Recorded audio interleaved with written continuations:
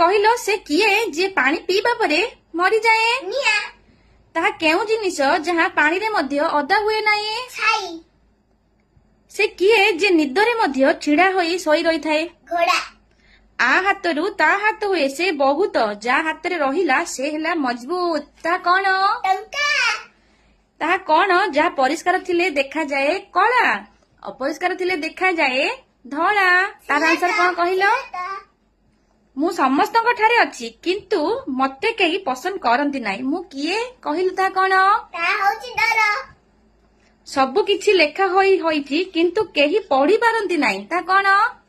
ଭାଗ୍ୟ। କେଉଁ ଗଛରେ କାଠ ନଥାଏ? କଦଳୀ ଗଛ।